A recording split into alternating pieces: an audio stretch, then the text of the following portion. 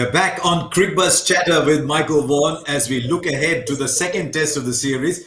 We don't have a result in the first one. We might have had, but the rain came down and Michael Vaughan wasn't very happy with it, as all of us now. Michael, you'd be happy to know that that conversation was very widely received all over India. But that's in the past now. We're going ahead to Lords, where, sad to say, but my first visit was to the UK Met Office Bureau to see what the weather is like, and it says it's going to be fine.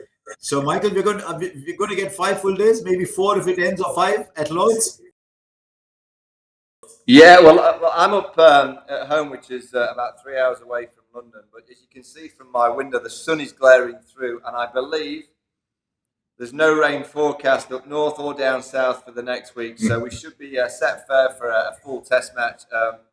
You never know in the UK. I'm sure it may surprise us. But as we speak, no rain forecast for the test match. I thought India did more things right from the point of view of being ready for the second test match. The batting stumbled a little bit, but the bowlers took the wickets that mattered. We didn't get to see the batting in the second innings. So we'll start this little discussion with the focus being on England, where there's some changes coming around. And Michael, Moeen Ali has been added to the side. I've always liked Moeen Ali as a player because he gives you a sort of spin bowling option with batting at number 7. It allows you a little more flexibility. But do you see him definitely playing in the 11, or do you see any other changes around as well? Well, I can't believe they would have called him up if they weren't going to play him. He played in the 100 last night, was in fine form. Once Ben Stokes was taken out of the series, I thought they should have gone straight to Moeen Ali. He's the next best all-rounder in Test cricket. They didn't. I guess there's been a bit of noise around Moeen Ali coming in. He can be the spinner and you can also play your 4-seamers. And maybe England have been a bit reactionary to what's been said and realised that that's the way to go. So I would expect Moeen Ali to come in for Dan Lawrence. We'll have to wait and see, but that's kind of the conversations that we're hearing, and then it'll be down to which of the 4-seamers. Broad Anderson will play, Ollie Robinson will play, and it'll be a call between Sam Curran and Mark Wood. I believe that this England attack for real variation, they need a Mark Wood, because you look at the tail wagging for India at Trent Bridge, no tail likes to face 90-mile-an-hour rockets. And I just think Wood can be that point of difference, just offer a little bit of something that they don't have. You could say that Sam Curran can offer that difference because he's left arm over, and they will be a little bit wary of losing Sam Curran's ability with the bat. But I believe if you've got a top 7 that has Moeen Ali and Josh Butler at 6 and 7, 8 can be Ollie Robinson if you want to go down that formation. You have to pick your best 4-seamers for that week where you feel you're going to get your 20 wickets. It may be dry, it might spin, but Moeen Ali in the first innings, probably not going to offer a great deal with the ball. You'd hope in the second innings. So it may be that England, they do like to rotate, particularly the seamers. That might be the way. Now, both teams have a little top order issue. We'll come to the Indian top order issue in just a while. But England definitely have an issue. We've known that for a long time. Michael's spoken quite eloquently about it as well. Being a top order batsman himself, I'm sure it hurts a little bit. So you've got Burns, you've got Sibley, you've got Crawley. And if you've got Ollie Pope available and Haseeb Hameed available, does that open 2 slots? Does Hameed come in? Does Ollie Pope come in? Or is number 3 too high for Ollie Pope? Is number 5 now taken by Bairstow? Is there a little muddle in the English batting order, Michael? Again, I have no idea where they'll go. I personally would make change. I think we're in an era, Harsha, where it's almost deemed such a negative to be dropped from the side. It's like, oh no, we've had to drop a player. They like to use the word rested, but obviously when you're getting rid of batters, you're not resting batters, you're dropping them. You look at the greats of the game. Joe Root was dropped at the start of his career. Graham Gooch, David Gower, Ricky Ponting was dropped from the national team. It's not an admittance of failure. All you're saying at that time is there's a few young players that need to go away and learn a little bit more about the technical side, the mental side of the game. And I believe England will be better having Hameed at the top of the order. And if it is that Ollie Pope comes into 3, I personally would go for David Malan, but they haven't called him up. I just think they need a little bit of substance of experience at number 3. Ollie Pope's this young star that's got the game. A lot of people speak very, very highly. Potentially Ollie Pope could be the next Joe Root. Now, if he is that good, put him in at 3. Because he hasn't done much at 5 and 6. He's had a nice score in South Africa. Put him in at 3. Give him a go. What's the worst thing that can happen? You never know. You might find a superstar. I would make that change. You feel that Crawley just needs a little bit of a breather. He will definitely come back. He's the kind of player I'm sure will come back in Test match cricket. Dan Lawrence, I also think, will come back because he's got a little bit of something about him. He just needs to work out that first 25 balls of knowing how to stay in. It'll be interesting. Lots of change. It's funny, isn't it? The home side, loads of changes. India, I can't see them changing. Maybe Ishant Sharma because of his record at Lords. But if I was India, I wouldn't be changing a great deal going into the Lords. Maybe just looking at the pitch, if it's really dry, go for Ashwin ahead of Shardul Thakur and go for 2 and 3. If it's a little bit green and maybe going to offer a little bit of swing and seam, I'd go for exactly the same team. It's interesting what Virat Kohli said at the post-match press conference when he was asked about whether this 4 seamers attack is the new template for India. And he said he was very comfortable with that template, unless, of course, the conditions warranted otherwise, which means his first inclination is to go in with 4 quicks. And if it is 4 quicks, Shardul Thakur has to play. I think Bumrah has done enough. Shami will always do well enough. You've got to have him in your side. It comes down to whether you want the extra bustle of Shami, whether you want to go with the extra experience of Ishant. But Ishant is 100% fit because there's not been a lot of time between the first test and the second. So you're right. They might go in with the same 4 unless they suddenly see, look, it's very bright. But I was looking up some numbers, Michael. At Lord's, spinners haven't taken a lot of wickets. Whether the inclusion of Moeen Ali as the additional left-hander makes you want to play Ravichandran Ashwin is a decision that they will probably take the previous evening or that morning, which brings us back to the question of the top order batting. We talked about the English top order batting. India definitely has an issue with their top order batting at 3, 4, and 5. Didn't contribute back at Nottingham as well, but we didn't have a second innings to check out if Pujara Rahane could have got substantial score. So I don't see any change at all. There's a big gap between second and third. They'll probably address it there, depending on what happens. So I see Pujara still batting at 3, Kohli at 4, Rahane at 5. I thought the openers did a fantastic job, so no change there. So in effect, I've gone round and round to come back to what you were saying originally, that there will probably be no changes at all. But I'll pick up on one point that you made about dropping people, Michael, which is, I think it matters. And you, as a captain, you've taken those hard calls yourself. How do you tell a person he is being dropped?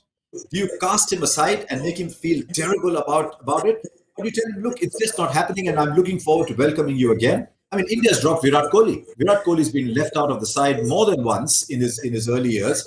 Pujara, Rahane, Rohit, they've all been left out of sides. So do you just keep that window open and say, I like you, but this is not the right moment to be playing you again? No, there are times when you're dropping someone who say, look, you're not good enough. It's as simple as that. You're not bowling well enough, not batting well enough. There's a lot of improvement that's required in your game to get back in this side. But the mainstay, you're saying to a player, look, your form's just eluded you. And it's very, very difficult to find the ultimate form when your technique's not quite right. Your mind's probably a little bit wobbling. Under the glare of the test match, the media, big crowds, all the scrutiny. And sometimes it's better to just take a player out and just say, look, for England, for instance, they've got Marcus Trescothick, Graham Thorpe, 2 batting coaches of high quality, and the likes of Zach Crawley, Dan Lawrence. Go and work with them for a couple of months. Go and really work hard. Let them play a bit of county cricket, a bit of 4-day cricket. Crawley, for me, is one that's already on the plane to Australia because of the way that he can play that bouncing ball. He will be on the plane to Australia, in my view. But he just needs a little bit of a breather. He needs to work away at that technique.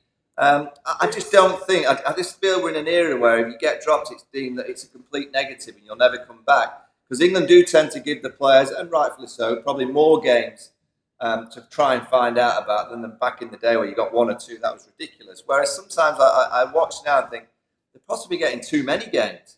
It's a little bit too comfortable.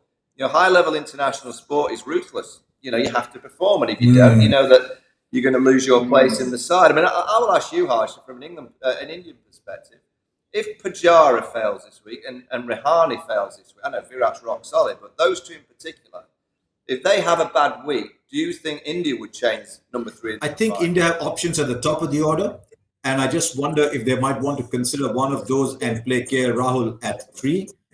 If it comes to that, or maybe look at an option at 3, maybe play another opener at 3, maybe play Mayank Agarwal at 3. They might consider that. I think Rahane is a little more secure at 5, but it's marginal as well. Surya Kumar Yadav has just flown in. You've got Hanuma Vihari there. It's not that they don't have options, but I think if both Pujara and Rahane look very uncomfortable at Lords, yes, they might take that call. But we'll look at that afterwards. Let's look at Lords, where I don't think there will be those changes just now.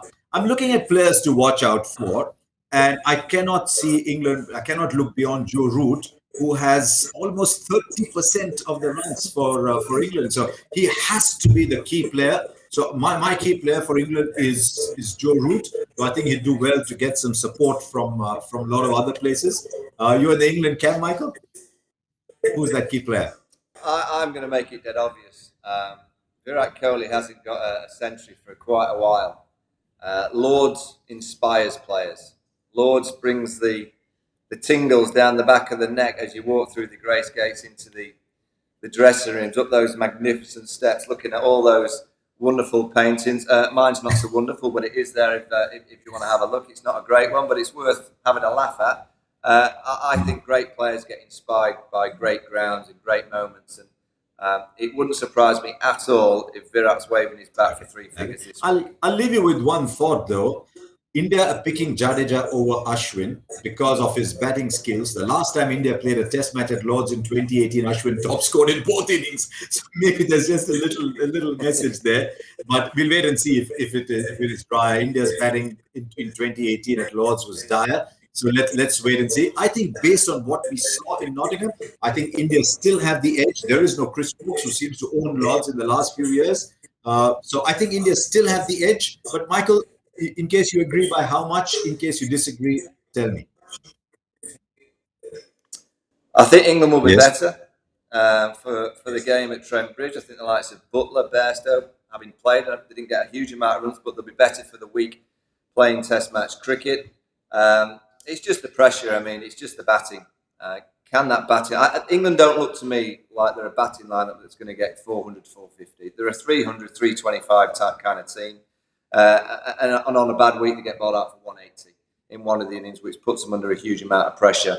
If it's a 250, 300 par week, I think England will be right in the contest. If it's a beyond that, 400, 450 kind of week, you would expect India to be the favourites. We'll have to wait and see. I honestly have no clue about this England Test match team because from one week to the next, they can play great, they can play rubbish.